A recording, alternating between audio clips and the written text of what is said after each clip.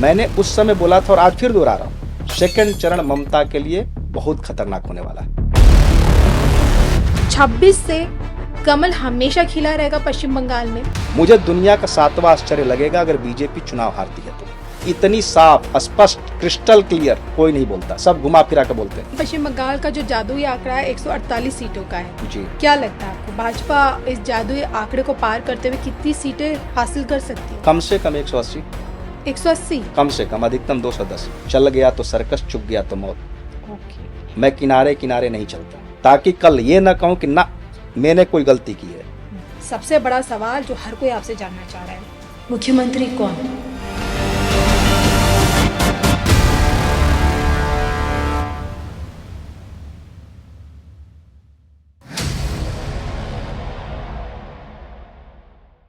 नमस्कार, धर्म ज्ञान के दर्शकों का स्वागत है। मैं हूं आपके साथ कविता राणा। आज के इस पॉडकास्ट में मेरे मेहमान हैं जिनकी पहचान उनकी अकाट्य भविष्यवाणी है। स्वागत करते हैं हम जाने माने एस्ट्रोलॉजर संत जी का। संत जी, सबसे पहले तो धर्म ज्ञान आपका स्वागत करता है। जय श्री राम, हर हर महादेव, राधे राधे। आज का जो पॉडकास्ट है बहुत खास है। खास इसलिए है क्योंकि पश्चिम बंगाल के पहले चरण में बम्पर वोटिंग हुई है। आप भी जानते हैं कि कितने रिकॉर्ड्स टूटे इस बम्पर वोटिंग में। लोग अपने घर से बाहर निकल के उन्होंने वोट किया है। और सोचिए 80% से ऊपर की वोटिंग ये बताती है कि कहीं ना कहीं परिवर्तन देखने को मिलेगा इस बार पश्चिम बंगाल के चुनाव में। और आज के इस पॉडकास्ट में हम बात करेंगे कि पश्चिम बंगाल का मुख्यमंत्री कौन बनने जा रहा है। क्या वो चेहरा ममता दीदी है या फिर कोई और? क्योंकि संत जी तो देखिए दीदी के हारने की, उनके खुद के सीट भवानीपुर से हारने की भविष्यवाणी कर चुके हैं। पश्चिम बंगाल में कमल के खिलने की भविष्यवाणी कर चुके हैं। और आज के पॉडकास्ट में बताने वाले हैं कि मुख्यमंत्री कौन बनने वाला है। तो आज तुरुप का पत्ता खोलेंगे ये, और साथ ही साथ हम ज्योतिष पर भी बात करेंगे। ग्रह चाल को समझते हुए शनि शुक्र की युति हो या फिर बुध मंगल की युति हो, इनके क्या गहरे परिणाम होते हैं जो हमारी पर्सनल लाइफ में कहीं ना कहीं खलबली मचाते हैं। चाहे आपकी मैरिड लाइफ हो या फिर आपके बच्चों से संबंधित हो या फिर आपकी फाइनेंशियल स्थिति हो। तो आइए सबसे पहले बात कर लेते हैं ममता दीदी पर। संत जी, सबसे बड़ी भविष्यवाणी आपकी ममता दीदी पर है। सब जगह आप छाए हुए हैं कि ममता इस बार का चुनाव हारने वाली है। और सबसे बड़ी बात कि अपनी सीट भवानीपुर से वो हार जाएंगे। अभी भी आप अपनी इन दावों पे अडिग हैं। पहले चरण की वोटिंग हो चुकी है। मैं कैलकुलेशन पहले कर लिया। मैंने कैलकुलेशन 15 मार्च को कर लिया था। मैं जब आपके यहाँ पॉडकास्ट दिया 15 मार्च को, उसमें मैंने 3 चीज बोली थी कि ममता बनर्जी की कुंडली मेरे पास नहीं है। मैंने जो बोला था नरेंद्र मोदी की कुंडली के ऊपर बोला था। और मैंने ये भी बोला था कि 15 अप्रैल से चुनाव चढ़ेगा। 15 अप्रैल से 15 मई मोदी जी का समय टॉप का आता है जी। बंगाल के किसी सज्जन ने मुझे नरेंद्र मोदी, अभिषेक बनर्जी और शुभेंदु अधिकारी तीनों की जन्म पत्रिका दी है। ओरिजिनल मिल गई आपको? ओरिजिनल कुंडली जब मेरे पास डेट ऑफ बर्थ आया तो मैंने उनसे पूछा कि ये आधार क्या है, इस डेट ऑफ बर्थ को मैं कैसे मान लूं। इंटरनेट पे 1955 है, बहुत से लोग 1953 का बना रहे हैं, बहुत लोग 1952 का बना रहे हैं। मेरे जानने वाले एक भारतीय विद्या भवन में बीपी गोयल जी हैं, उनका भी एक दिन देख रहा था 1955 के ऊपर भविष्यवाणी कर रहे थे। तो उन्होंने बोला कि नहीं ये सत्य है। मैंने कहा प्रमाण? तो उन्होंने कहा ममता बनर्जी ने अपने इंटरव्यू में बोला था कि उनका जन्म दुर्गा अष्टमी के रात में हुआ था। ओके। और उनका जन्म ननिहाल में हुआ था। तो वो व्यक्ति बोले कि हमारे जानने वाले उनसे 2 दिन पहले पैदा हुए थे उसी मोहल्ले में। तो जब ये बहुत बड़ी नेता बनी तो फिर बातचीत होती है, तो फिर पता लग गया कि उनसे 2 दिन पहले उसका जन्म हुआ था। 2 दिन बाद देखा गया तो दुर्गा अष्टमी थी। उनकी पूरी जन्म पत्रिका मेरे सामने आ गई। उनका राजयोग समाप्त हो गया। उनकी बृहस्पति की महादशा, जो बृहस्पति उच्च का होकर बैठा था, वह समाप्त हो गया। मिथुन लगन की जन्म पत्रिका है, उच्च का बृहस्पति, और यह 2024 में समाप्त हो गया। और 16 साल की बृहस्पति की दशा होती है। तो ये तकरीबन 2008 में लगी बृहस्पति, और 2007 में नंदीग्राम और सिंगूर आंदोलन हुआ था। कहते हैं कि राहु की महादशा की जो आखिरी समय होता है मंगल का, वह राहु के प्रभाव को समाप्त करता है। और इनकी धनु राशि है, इनके आधार पर मैंने भविष्यवाणी नहीं दी थी, लेकिन अब इनकी भी जन्म पत्रिका आ गई तो प्रमाण और ज्यादा स्पष्ट हो गया। शनि की ढैया चल रही है, शनि की महादशा चल रही है। गुरु योग कारक था मिथुन लगन में, कैरियर का प्लेनेट, राज दरबार का प्लेनेट उच्च का होकर बैठा था। 16 साल, 15 साल तो मुख्यमंत्री रह गई, उससे पहले 1 साल भूमिका बनी, और तकरीबन 2008 में बृहस्पति की दशा लग गई। और ज्योतिष शास्त्र का नियम है कि कोई भी दशा की अपनी अंतर्दशा उतना अच्छा फल नहीं देती। 2011 में मुख्यमंत्री बनती, उससे पहले लोकसभा चुनाव भी अच्छे तरीके से जीत चुकी थी इनकी पार्टी। अब वो समाप्त हो गया 2024 के बाद, 25 में समाप्त होगी दशा जी। ढैया भी चल रही है, राजयोग समाप्त हो चुके हैं। इनकी कुंडली में शनि उच्च का है, शुक्र के साथ बैठा है, और इनकी कुंडली में गुरु उच्च का है, अकेला बैठा है। शनि शुक्र का राजयोग बहुत बड़ा राजयोग होता है। मैंने पिछले पॉडकास्ट में बोला था जी।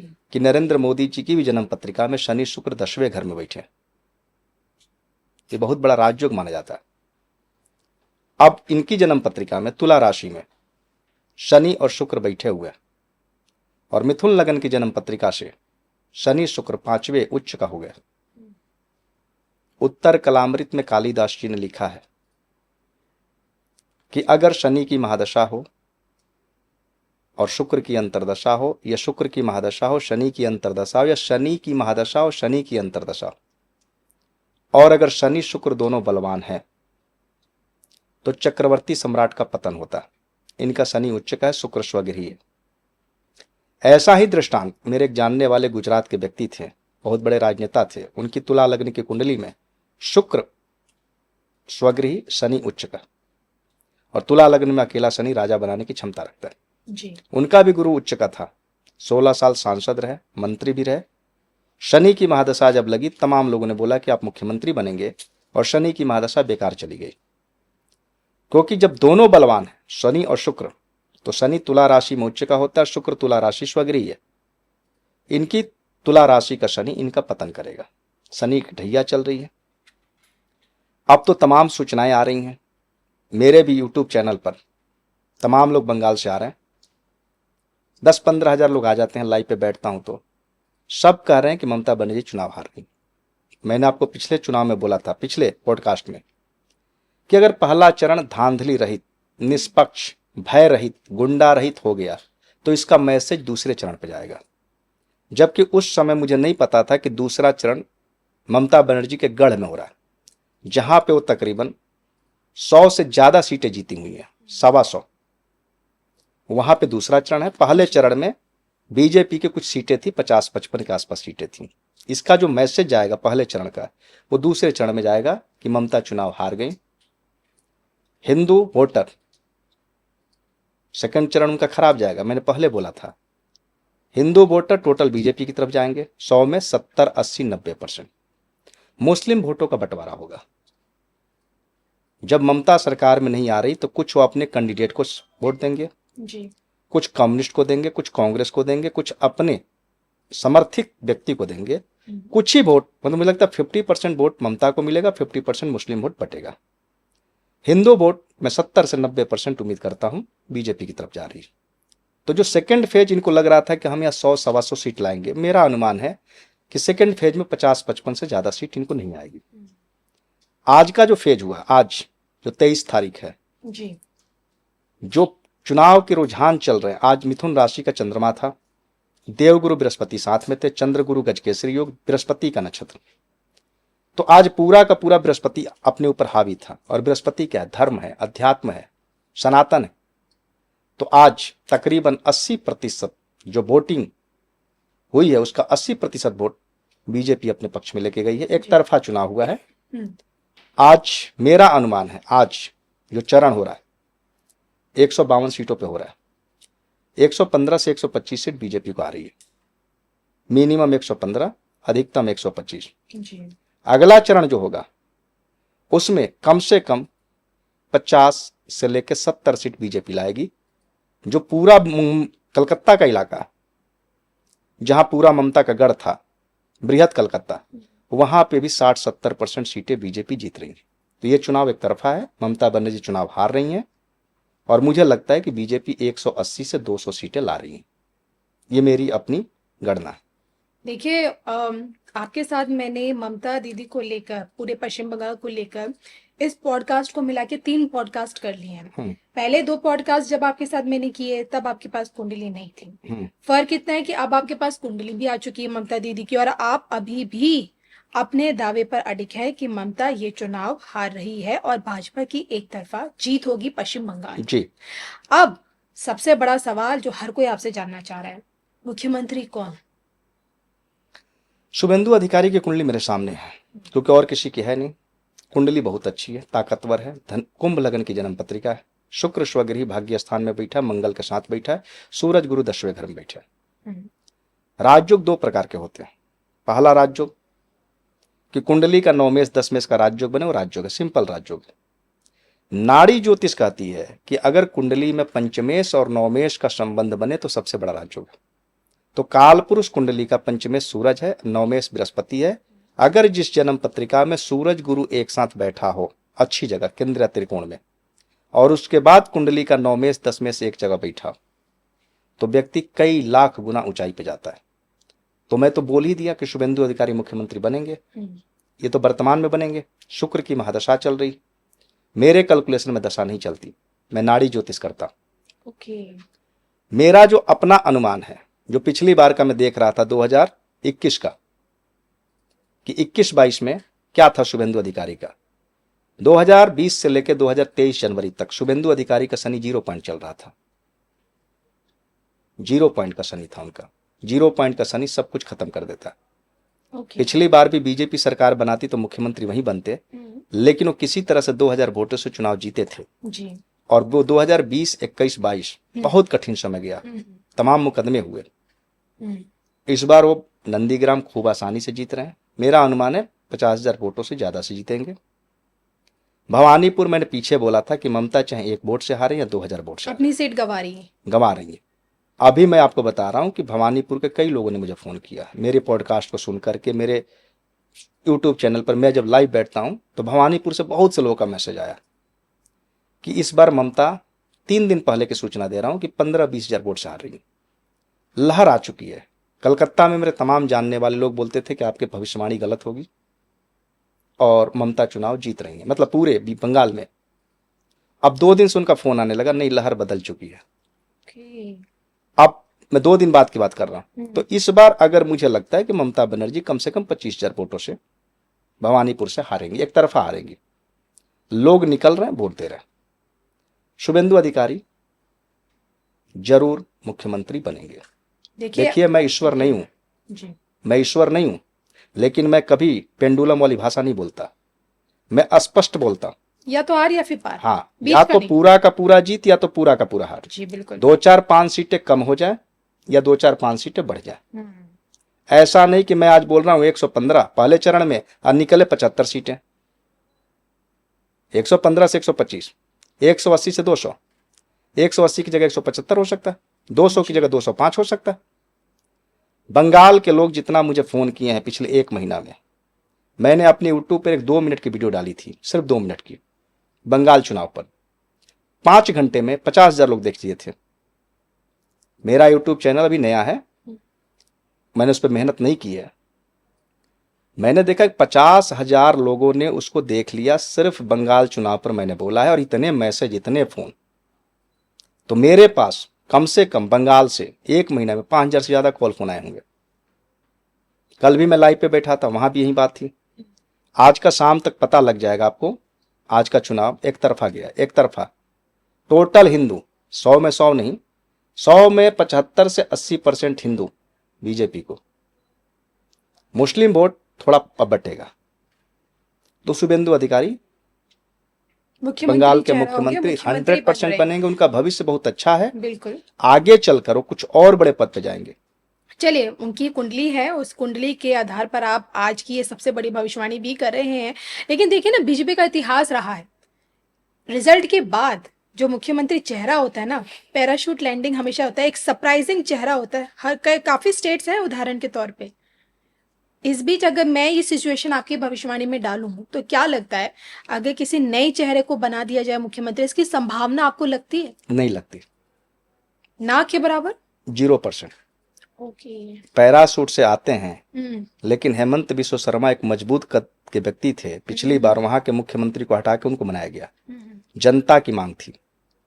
यूपी के जनता की मांग है आदित्यनाथ, योगी आदित्यनाथ। बंगाल की जनता मांग रही है, दो ही व्यक्ति हैं वहां पे, दिल्ली की मुख्यमंत्री रेखा गुप्ता, एक दिलीप घोष और एक शुभेंदु अधिकारी। दिलीप घोष तो बनेंगे नहीं। रही बात जहां पे सिर्फ मोदी के दम पे चुनाव जीता गया, चाहे दिल्ली हो, चाहे राजस्थान हो, मध्य प्रदेश शिवराज सिंह चौहान के नाम पर जीता गया, लेकिन अब वहां पे नई पीढ़ी को निकालना था और वहां बहुत से लोग प्रतिद्वंदी, मेरे 5-7 लोगों ने मुझे फोन किया, मैं मुख्यमंत्री बनूंगा, 5-7 नाम नहीं खोलूंगा। मैंने कहा नहीं बनेंगे। वहां 10 बड़े बड़े लीडर थे, कंपटीशन तगड़ा था। तो हुआ कि 10 में से किसी को बनाया जाएगा तो 9 नाराज हो जाएंगे, तो सबसे नए विधायक को बना दिया गया, बात ही खत्म हो गई। अच्छा, यहाँ पे एक सवाल ये बनता है कि अगर इस बार 2026 का ये सबसे बड़ा चुनाव पश्चिम बंगाल का, सारी भविष्यवाणियां आपकी सब जगह हैं, लेकिन इन भविष्यवाणियों के बाद क्या हम सोचे कि 26 से कमल हमेशा खिला रहेगा पश्चिम बंगाल में? टीएमसी की वापसी कभी नहीं होने वाली है, जो वामपंथी जो पार्टीज है उनकी वापसी होने वाली है, कांग्रेस पूरी तरह से खत्म है पश्चिम बंगाल से भविष्य में? देखिए, बंगाल का एक कल्चर रहा है, वहां किसी को जिताने के लिए लोग वोट नहीं करते, वहां हटाने के लिए लोग वोट करते हैं। कांग्रेस 25 साल रही, कांग्रेस से लड़ती, आपको ये कम्युनिस्ट दिखे? कम्युनिस्ट जी। लोगों ने कांग्रेस को हराने के लिए जो लड़ते दिखा उसको वोट दे दिए। जब कम्युनिस्ट त्रस्त हुए 30, 32, 35 साल के शासन में, तो उस समय कम्युनिस्ट से लड़ते कांग्रेस नहीं दिखी, ममता दिखी, जो अलग पार्टी बनाई थी, सिंगूर आंदोलन, नंदीग्राम। तो लोगों को लगा कि कम्युनिस्टों से लड़ते हुए ममता दिख रही है, तो इसलिए लोगों ने ममता को जिताया। अब ममता से लोग त्रस्त थे। मेरे पास ऐसे ऐसे मैसेज आते हैं जो बोल नहीं सकता। लोग बद्दुआ देते हैं, कब ये मरेगी, ये कब, मतलब ऐसे ऐसे 15-15 लाइन का, क्योंकि मैं सारे फोन तो उठा नहीं सकता। मैसेज 2-2 हजार, 3-3 हजार पड़े रहते हैं। मेरे जो है ईमेल पे मैसेज आ रहे हैं। मैं लाइव बैठा था कल परसों जी, आधे घंटे के लिए, 5,000 लोग आ गए थे बंगाल से। मैंने सिर्फ पूछा कि यहां अगर जितने लोग हैं अभी लाइव वर्तमान में, उसमें आप लोग किस पार्टी को सपोर्ट कर रहे हैं। मैं तो ज्योतिष कर चुका हूं, मैंने भविष्यवाणी 15 मार्च को दे रखी थी। जी जी। मैं उस पर कल भी था, आज भी हूं, कल भी हूं, और मैं 4 तारीख को भी अड़ी हूं। मैं भगवान नहीं हूं, लेकिन मैं भाषा नहीं बदल सकता। या तो पूरा का पूरा जीत, या तो पूरा का पूरा हार। यह मैं आपको रोकना चाहूंगी, सुनिए, रोकना इसलिए चाहूंगी क्योंकि देखिए आपने कहा है कि 4 मई को भी दिखें, तो मैं दर्शकों को बता दूं कि भविष्यवाणी आपने संत जी की देख ली है। 4 मई को जो भी रिजल्ट होगा, लेकिन धर्म ज्ञान पे संत जी आपसे जरूर मिलेंगे। देखिए, मैं राजनीतिक भविष्यवाणियां नहीं दिया हूं ज्यादा। मैंने अपने जीवन में 3 राजनीतिक भविष्यवाणियां दी है। जब तक मोदी जी गुजरात के मुख्यमंत्री थे, मैं 2007 का भी दिया था, 2012 का भी दिया था। मैंने हिंदुस्तान के और किसी स्टेट का नहीं दिया। मैंने पहली भविष्यवाणी थी 2017 की। अच्छा। जब मैंने बोला था 235 सीट, निकली 325 सीट।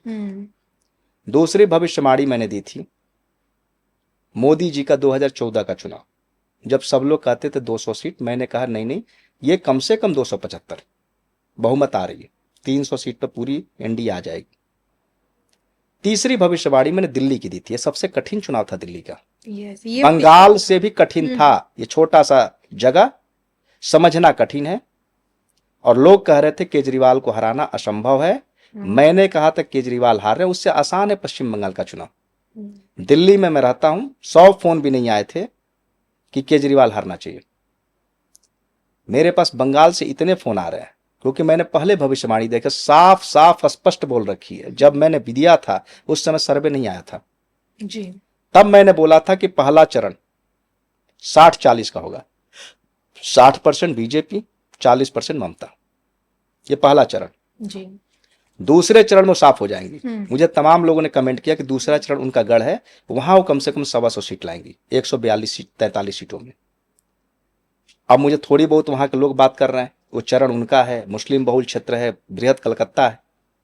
मैंने देखा 29 तारीख चंद्रमा कन्या राशि में प्रवेश कर चुके हैं, चंद्रमा को शनि देख रहा है, चंद्रमा के ऊपर मंगल की दृष्टि है, चंद्रमा के ऊपर बुध की दृष्टि है, चंद्रमा पीड़ित है। आज चंद्रमा प्रसन्न था, देवगुरु बृहस्पति के साथ थे, बृहस्पति के नक्षत्र में थे। बृहस्पति चंद्रमा सुबह से 20 डिग्री के बाद चंद्रमा थे और 20 डिग्री के बाद बृहस्पति थे। तो आज जो है, जो धर्म से जुड़े लोग थे वो धर्म की रक्षा के लिए वोट देने गए। मैं किसी पार्टी का सपोर्ट नहीं कर रहा, मैं किसी का विरोध नहीं कर रहा। उस दिन टेंशन होगी, बवाल भी होगा, लेकिन इस चुनाव से जो मैसेज गया है पहले चरण से कि ये चुनाव हिंसा रहित, उपद्रव रहित, गुंडा रहित हुआ है, लोगों की हिम्मत बढ़ेगी और लोग अपने तरीके से जिसको जहां वोट डालना है डालेगा। मेरा अनुमान है कि हिंदू 100 में 80% बीजेपी को वोट देगा दूसरे चरण में। मुसलमान जो 100% मूड बना चुके ममता बनर्जी को देने के लिए, वो सोचेंगे जब हार ही रही हैं तो अपना वोट क्यों खराब करें, वो अपने उम्मीदवार को देंगे, कुछ कांग्रेस, कुछ कम्युनिस्ट, कुछ निर्दलीय, कुछ ओवैसी। 50% वोट ममता का मुसलमानों का कट रहा है। तो मेरा मानना है कि जो लास्ट चरण है जहां ममता 125 सोच के चल रही हैं, मेरा मानना है कि 50 से 60 सीट बीजेपी वहां ला रही है, 10, 15, 20 सीटें इधर उधर बटेंगी, 75 सीट के आसपास सेकंड चरण में ममता बनर्जी लाएंगी। मेरा अधिकतम अनुमान है ममता के लिए 115 से 130 सीट। अगर बढ़िया से उनके पक्ष में चुनाव गया तो अधिकतम 130, मिनिमम 115। और जो सुनामी चली है आज, अगर इस तरह सेकंड फेज में सुनामी चल गई तो 75। अच्छा, कहते हैं कि पश्चिम बंगाल का जो जादुई आंकड़ा है 148 सीटों का है जी। क्या लगता है आपको, भाजपा इस जादुई आंकड़े को पार करते हुए कितनी सीटें हासिल कर सकती है? कम से कम 180। 180 कम से कम, अधिकतम 210। सुनामी चल रही है। भाजपा की सीटों की जीत की भविष्यवाणी 180। देखिए, मीडिया मैंने देखना अब चालू किया, 120 से 130 सीट बीजेपी को दे रही थी मीडिया, आज से 15 दिन पहले। 29 तारीख को आपको दिख जाएगा शाम को। कोई भी मीडिया बीजेपी को 150 से नीचे नहीं रखेगी, मिनिमम 150 से नीचे नहीं रखेगी। मेरा अपना मानना है कि आज 115 से 125 सीट जीत रही है, 142 सीटों, 152 सीटों में 80%। पिछले वो जो चुनाव होगा उसमें 60% सीट बीजेपी को आएगी। जब ममता हारेंगी तो उनको जो वोट देने वाला होगा, जो बीजेपी को देना चाह रहा है वो बीजेपी को देगा। मुस्लिम जो अपने वोट खराब नहीं करेंगे, जो उनके कट्टर सपोर्टर उनको देंगे, और नहीं तो दूसरी पार्टी को देंगे। जी। मैंने उस समय बोला था और आज फिर दोहरा रहा हूं, सेकंड चरण ममता के लिए बहुत खतरनाक होने वाला है। फर्स्ट चरण में जो भी मिल जाए सीटें, 20, 25, 30 सीट, जी, उनका उनका पूरा फोकस सेकंड फेज पे है।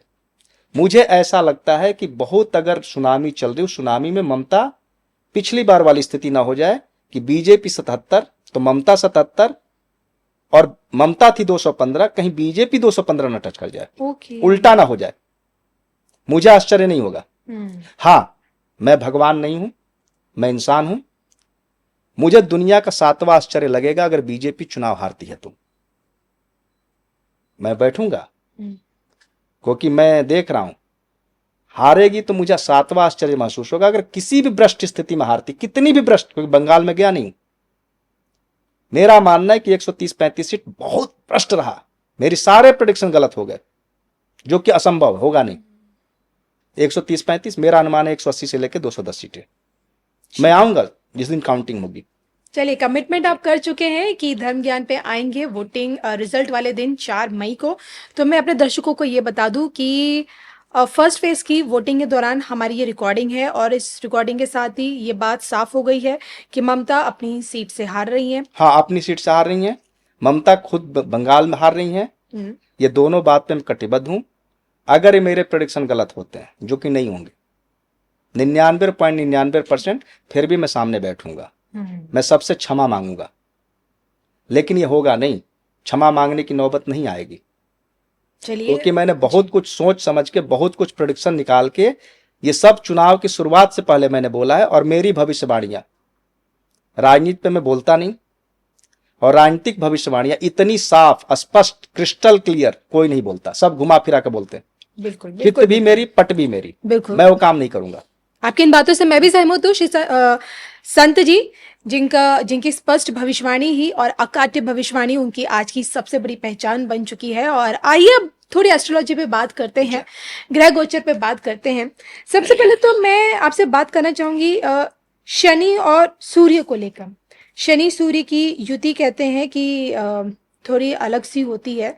तो मैं आपसे समझना चाहूँगी कि अगर हम शनि सूर्य की युति को लेकर जाने, तो क्या जहाँ-जहाँ शनि सूर्य की युति होती है, क्या ये भयावह कहलाती है? क्योंकि एक तरफ पित्र है, दूसरी तरफ पिता है। देखिए, शनि और सूर्य के बारे में नाड़ी ज्योतिष में बड़ा विस्तार से लिखा गया। अच्छा। नाड़ी ज्योतिष कहती है कि शनि पुत्र है, सूरज पिता है। जब ये दोनों लड़ाई करते हैं तो शनि पिता के साथ बदतमीजी नहीं कर सकता जी। और पिता भी शनि के साथ बदतमीजी नहीं कर सकता, लेकिन वह पिता भारी पड़ता है, शनि पराजित होता है। तो जब शनि पराजित होने की स्थिति में आता है तो उसके दो एजेंट है, राहु और केतु, जो मैंने पिछले पॉडकास्ट में समझाया था। वो राहु केतु को आगे कर देता है कि तुम देखो, तुम जलो, तुम भस्म हो जाओ। और राहु केतु क्या करते हैं, शुक्र को लाकर मरवा देते हैं जी। क्योंकि शुक्र बनता कैसे है, नाड़ी ज्योतिष में लाल किताब में ये लिखा गया है कि शुक्र बनता है राहु केतु के द्वारा। अच्छा जी, शुक्र बनता ही राहु केतु के द्वारा। जब शुक्र खराब हो तो उसमें से राहु को निकालते हैं, केतु को रखते हैं। शुक्र केतु मित्र हैं, शुक्र राहु प्रबल दुश्मन है। वैदिक ज्योतिष में शुक्र राहु को मित्र माना गया, नाड़ी ज्योतिष में पूरा का पूरा शुक्र राहु को दुश्मन माना गया। तो जब किसी ग्रह को ठीक करना होता है तो शुक्र बना है राहु केतु से, तो उसमें से राहु के अंश को निकालते हैं और वहां पर कोई और ग्रह बुध को बिठा देते हैं। तो शुक्र बुध मित्र है, केतु भी शुक्र का प्रबल मित्र है, वहां पे शुक्र को मरवाता है। तो सूरज शनि की लड़ाई में सूरज है राजा, राजा कमजोर होगा तो सेनापति कमजोर होगा। सेनापति हुआ मंगल, मंगल जी। सूरज शनि की लड़ाई में चार ग्रह खराब होते, सूरज के कमजोर होने से मंगल कमजोर हुआ, शनि के कमजोर होने से राहु कमजोर हुआ, क्योंकि राहु का सबसे बड़ा एजेंट, शनि का सबसे बड़ा एजेंट है राहु। राहु व्यक्ति के खिलाफ फैसला लाता है, केतु व्यक्ति के पक्ष में लाता है। ओके। और केतु ने अपनी सारी शक्तियां राहु को दे रखी है, क्योंकि राहु एक राक्षस था, गर्दन कटी, सोचने समझने की शक्ति हटी, धड़ केतु बचा। राहु देखता था, केतु लड़ता था भगवान विष्णु से जी। तो जब शनि कमजोर होता है तो राहु डिस्टर्ब होता है, और राहु डिस्टर्ब होता है तो राहु शुक्र को लाकर मरवाता है। तो सूरज शनि की लड़ाई में औरत पे औरत मरती जाए, लोगों के डिवोर्स हो जाते हैं। गांव देहात में नहीं होते, गांव देहात में पत्नी का स्वास्थ्य खराब रहता है। मेरे पास बहुत सी लेडीज आती हैं, शादी के बाद से स्वास्थ्य अच्छा नहीं, देखता हूं कि हस्बैंड की जन्म पत्रिका में सूरज शनि है। मेरे एक मित्र हैं, उनका 6वें घर में सूरज है, 12वें घर में शनि। पहली पत्नी से डिवोर्स हो गया, जीवन में जितनी गर्लफ्रेंड आई सबके साथ उनके संबंध खराब होते चले गए। औरत पे औरत मरती जाए लिखा हुआ है, रिलेशनशिप टूटना भी औरत पे औरत मरना है। पहले शादियां होती थी, कई लोगों की 2, 3, 4 बीवियों की मृत्यु हो गई जी। संबंध ठीक न रहे, शुक्र खराब होता है, और शुक्र जीवन भर खराब नहीं रहता। हर ग्रहों की अपनी उम्र है नाड़ी ज्योतिष में। शुक्र की उम्र है 25, 26, 27। 25 साल से लेकर 27 साल तक शुक्र खराब हो गया। पहले शादियां कम उम्र में हो जाती थी, 27 के बाद शुक्र का प्रभाव समाप्त हो जाता है। अच्छा। मंगल खराब होता है सूरज के द्वारा, मंगल होता है 28 से लेकर 33। तो मंगल खराब होगा तो आपके पराक्रम में, आपके भाई में और आपके जीवन में स्ट्रगल आएगा। फिर मंगल ठीक हो जाता है, शनि ऑटोमेटिक 36 के बाद ठीक हो जाता है। ओके। सूरज शनि जिसकी जन्म पत्रिका में हो, तो मैं तमाम लोगों को बोलता 22 साल से लेकर 36 साल तक स्ट्रगल रहा है। सूरज की उम्र है 22, 23, शुक्र की उम्र है 25, 26, 27 जी। मंगल की उम्र है 28 से लेकर 33 और शनि की उम्र है 36। तो 36 के बाद से ग्रोथ होता है, और राहु की उम्र है 42 में जाकर उनको शकून मिलता है। सूरज शनि जब कुंडली में एक साथ होगा, अगर एक पिता के 3 बच्चे, अगर किसी जन्म पत्रिका में सूरज शनि है, तो मैं सीधा बोलता हूं कि जब इस बच्चे का जन्म हो रहा था तो उस समय पिता स्ट्रगल कर रहे थे। सूरज पिता, शनि स्ट्रगल।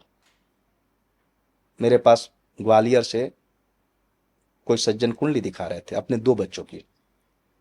कुंडली फादर की बहुत अच्छी थी, एक बेटे की कुंडली में सूरज शनि था।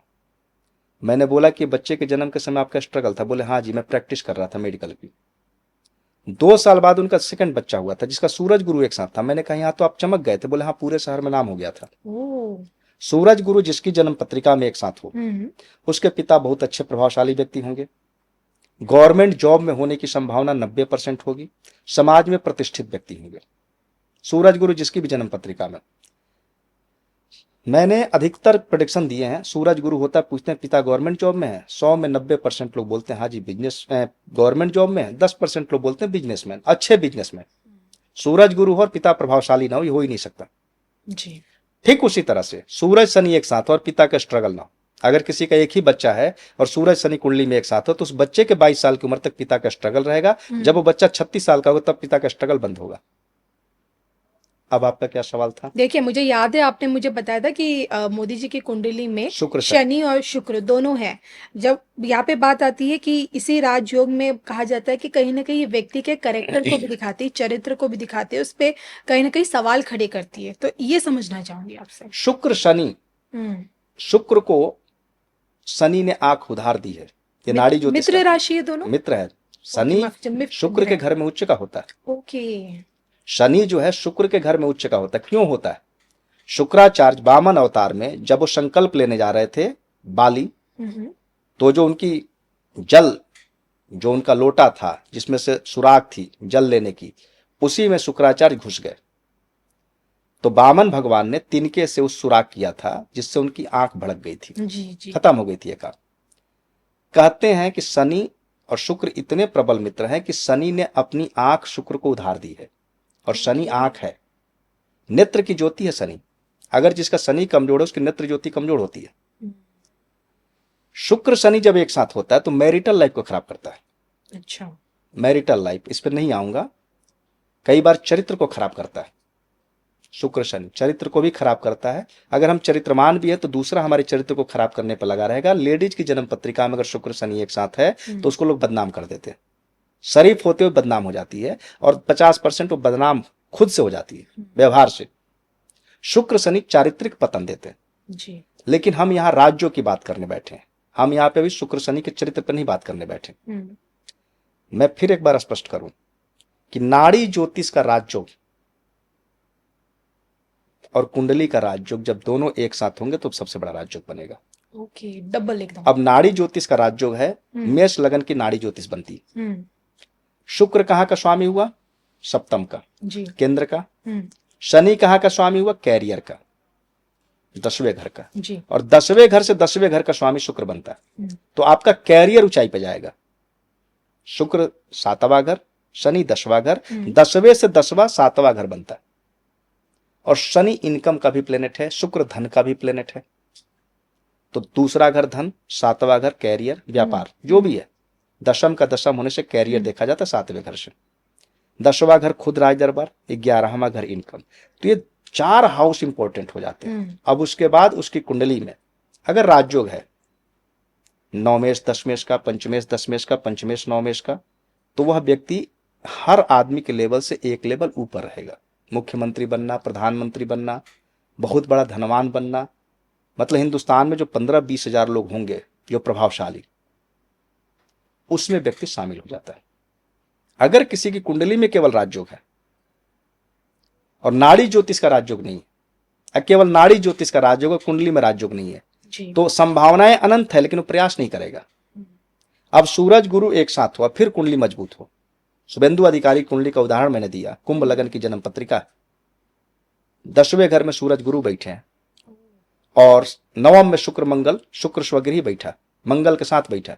मंगल दशमेश है, शुक्र भाग्येश है, वो नवम में बैठा और सूरज गुरु 10वें में है। तो नवमेश दशमेश का कुंडली में राजयोग और प्लस सूरज गुरु का राजयोग।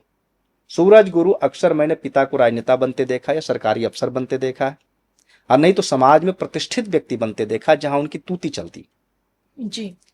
तो ये राजयोग वहां से आता है। शुक्र शनि चरित्र के लिए अच्छा नहीं होता, याद रखिएगा। देखिए, आपने मुझे एक आपने इसी ज्योतिष गणना में आपने ये भी बताया था कि चौथे घर में अगर शनि बैठा होता है तो अमूमन देखा जाता है कि माता पिता में पिता की मृत्यु पहले हो जाती है, माँ विधवा हो जाती है। और जब चंद्रमा 10वें घर में होता है तो कैंसर की संभावना भी बढ़ती है। ये हमने पिछले पॉडकास्ट में ही डिस्कस किया था। तो माता पिता को क्या शनि वृश्चिक राशि में पिता की उम्र को भी कम करता है और माता की लंबी उम्र का स्वामी बनता है? इससे मैं विस्तार से समझना चाहूँगी। हाँ, देखिए, ये सब नाड़ी ज्योतिष के रूल है। मैंने पिछले पॉडकास्ट को सुनने के बाद एक सज्जन आए, बोले कि मेरा 10वें घर में चंद्रमा है शनि के साथ, मेरे पिता की मृत्यु कैंसर से हुई। मैंने दोनों को बोला था माता पिता में किसी एक की मृत्यु कैंसर से होगी। मैंने दावा नहीं किया था, जिसमें मैंने बोला था कि 90% माता की मृत्यु कैंसर से होती है या फिर पिता की। 10वां घर पिता का है, चंद्र शनि साथ में थे। और इस तरह से भी देखे 10वें घर का स्वामी शनि बनता है और चंद्र शनि जहर योग बने तो पिता को कैंसर हो गया। अमूनन चंद्रमा मां होती है, माता को भी कैंसर होने की संभावना होती है। अब यही नियम उलट दीजिए, चौथा घर चंद्रमा का है, उसके घर में जब शनि चला जाए तो माता को विधवा बनने का योग बनता है। शनि विधवापन का कारक है, निराशा कारक है।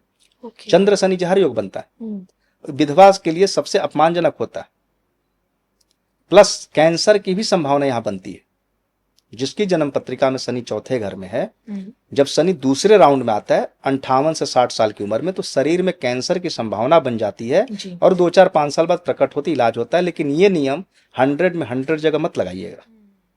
मैंने पिछले पॉडकास्ट में दिया, तमाम लोगों ने कमेंट किया, 99.99% लोगों ने बोला कि हाँ मेरे पिता की मृत्यु पहले हो गई। एक सज्जन ने बोला कि मेरे माता पिता दोनों जीवित हैं। मैंने उस समय ही बोला था कि ये रूल 75% से ज्यादा नहीं लगेगा। अगर 100 कुंडली उठाएं, हो सकता है 25 जन्म पत्रिका में ना लगे। ये जो मैं चंद्र का 10वें घर का रूल बताया, ये भी 70-80 जगह ही लगेगा। लेकिन 70-80 जगह लग गया, ये भी अपने आप में बहुत बड़ा रूल है। अब एक छोटा सा उदाहरण देता हूं। मेरी सर्किल में जितने भी लोग हैं 1950 से लेकर 1960 के बीच के लोग हैं, और 1955, 1956, 1957 में शनि वृश्चिक राशि में था, जो पीछे भी मैंने चर्चा की थी। मैं रूल खोजते रहता हूं, एक एक अलग अलग रूल निकालता हूं, जो आप उठाएंगे तो कम से कम 70, 80, 90 जन्म पत्रिका में लगेगी, और ये किसी भी लग्न में लगेगी। कहीं भी वृश्चिक राशि में शनि बैठा हो, 1955, 56, 57 वालों को मैं जानता हूं, उनके पिता की मृत्यु पहले हुई, 20 साल पहले, 25 साल पहले, 30 साल पहले, 35 साल पहले। उनकी मां किसी की 90 साल है, किसी की 95 है, किसी की 100 होने जा रही। अब ये नियम 1985, 86, 87 पे नहीं लग रहा, वहां भी वृश्चिक राशि में शनि था, लेकिन अभी उतना नहीं दिख रहा। लेकिन मेरी सर्किल में जितने लोग हैं, 15-20 लोग हैं जिनका वृश्चिक राशि में शनि है, और सब मेरे अच्छे मित्र हैं, अच्छे जानने वाले हैं। सबकी माता आज भी जीवित हैं। अरे जब खुद वो 70 के हो गए तो उनकी माता नाना करते भी 90 साल की होंगी जी, और सबसे छोटा बेटा हो गया तो 100 साल की होंगी। मैं 6-7 घरों में जाता हूं जिनकी मां अभी भी जिंदा हैं, और किसी के पिता की 85 में डेथ हुई, किसी की 90 में डेथ हुई। मुकेश अंबानी का उठा लीजिए, मुकेश अंबानी का वृश्चिक राशि में शनि बैठा है। उनके पिताजी की मृत्यु 2005 के आसपास हुई, माताजी आज भी हैं, कम से कम 20 साल तो हो गया। तो ज्योतिष के कुछ रूल, नाड़ी ज्योतिष के कुछ रूल ऐसे हैं जो अकाटे हैं। लेकिन अब कोई रूल है, मैं हिम्मत करता हूं बोलने का, लोग ढंग से एक रूल नहीं बोल सकते कि आपके इस रूल को उठाएं और 50 जन्म पत्रिका में लगा दें। मुझे आज तक कोई ऐसा व्यक्ति नहीं मिला जिसका रूल सीधा कहेंगे लगन बदल गया, रिजल्ट बदल गया, अष्टमेश हो गया, नवमेश हो गया। मैं जो छोटे छोटे रूल आपको दे रहा हूं, ये मैंने कम से कम अपने जीवन में 10-15 साल मेहनत करने के बाद, हर कुंडलियों पे लगाने के बाद, और 95-99% सक्सेस रेट होने के बाद, और मैं कह सकता हूं 10-15 लाख जन्म पत्रिका पे लगाने के बाद, तब मैं पॉडकास्ट में बोलता हूं। क्योंकि मेरी इज्जत, मेरा सम्मान अलग है। मैं जो चुनाव पे बोल रहा हूं, इससे पहले मैं अपनी सर्किल में बोलता था। जब लोग चुनाव जीत जाते थे तो चर्चा करते थे अगले 5 साल तक। मैं आज इस प्लेटफॉर्म पे बोला, यहां लाखों लोग सुन रहे हैं। 99 क्या 100% मैं भरोसे के साथ बोल रहा हूं कि ममता सरकार नहीं बना पाएंगी। मैं भगवान भी नहीं हूं। मैं मान के चलता हूं कि सचिन तेंदुलकर हर मैच में शतक नहीं लगा सकते, किसी मैच में 0 पे आउट हो सकते जी। हो सकता है मैं भी गलत हो जाऊं, लेकिन ऐसा मुझे नहीं उम्मीद है। मैं 4 तारीख को भी बैठूंगा। आपने बैठते समय पूछा, देख लीजिए बहुत बड़ा रिस्क है, अगर आप प्रेडिक्शन गलत हुआ तो आपकी मान सम्मान खत्म हो जाएगा। ये तो मैं डे 1 से बोल रही हूँ आपसे। अब मेरी आदत है, चल गया तो सर्कस, चुक गया तो मौत। मैं किनारे किनारे नहीं चलता, न मैं घुमा फिरा के बोलता हूं, पूरा का पूरा साफ, स्पष्ट, क्रिस्टल क्लियर, ताकि कल ये ना कहूं कि ना मैंने कोई गलती की है। आज पहला चरण है, पहला चरण कि शाम के समय आपको पॉडकास्ट दे रहा हूं। दूसरा चरण होगा, मैं और बताऊंगा। लेकिन फिर भी मैं कहता हूं, चुनाव बंद मुट्ठी होती है। बंद मुट्ठी लाख की खुल जाए तो खाक। बड़े बड़े राजनेता नहीं प्रेडिक्ट कर रहे हैं, बड़े बड़े प्रेस वाले प्रेडिक्ट नहीं कर रहे हैं। हमारे पास फोन आ रहे हैं तमाम न्यूज चैनल वालों के, क्या होगा, क्योंकि पता है कि मैं ही जो है रिस्क ले सकता हूं। कई लोगों ने तो आप रिस्क ले रहे हैं, लेकिन लोग आपको भी कॉपी कर रहे हो। करें या ना करें, किनारे किनारे लोग बोलते हैं, इतना स्पष्ट नहीं कोई बोलता। मेरे को बंगाल से इतना प्रेम मिला है, लोग दुआ कर रहे हैं कि आपकी बात सच हो, आपकी वाणी पे सरस्वती का वास हो। मैंने कहा अच्छी बात है, लेकिन ये भविष्यवाणियां तो तब मैंने तब की जब बंगाल की चर्चा भी नहीं हो रही थी। 19 मार्च को मेरी पहली पॉडकास्ट आई थी, उसमें मैंने क्रिस्टल क्लियर बोला था कि ममता जा रही है, भवानीपुर से हार रही। ये तो चुनाव के समय और क्लियर हो जाएगा। आपको 4 तारीख से पहले ही, आपको 29 तारीख की शाम को पता लग जाएगा। सारे ओपिनियन पोल, मेरा अपना मानना है, कम से कम 150-160 सीट बीजेपी को दिखाएंगे। आप देख लीजिएगा। बिल्कुल। तो ये थे मेरे साथ संत जी, जिनकी स्पष्ट भविष्यवाणियां आप लोगों के सामने है। और देखिए 4 मई को ना सिर्फ बंगाल का रिजल्ट है, ना सिर्फ पीएम मोदी जी के लिए या मुख्यमंत्री ममता बनर्जी के लिए सबसे बड़ा टेस्ट है, बल्कि अग्नि परीक्षा संत जी की भी है, उनकी अकाट्य भविष्यवाणियों को लेकर। आप क्या सोचते हैं, अब की बार क्या संत जी की यही अकाट्य भविष्यवाणियां, वो भी खास कर दीदी और पश्चिम बंगाल के चुनाव को लेकर, सत्यता की कसौटी पर नजर आएंगी? कमेंट करके बताना जरूर है। और इसी के साथ जाते जाते आपको ये जरूर दिला दूं कि अगर आपको अपनी व्यक्तिगत कुंडली दिखानी है, संत जी से जानना है कि आपके भविष्य में क्या कुछ होने वाला है, तो इसके लिए आप संत जी से पॉडकास्ट में दिए इस नंबर के जरिए संपर्क कीजिए और अपनी समस्याओं का समाधान पाइए। तो इसी के साथ मुझे और संत जी को अनुमति दीजिए, पुनः मिलेंगे 4 मई से पहले। तब तक के लिए आप देखते रहिए धर्म ज्ञान। नमस्कार।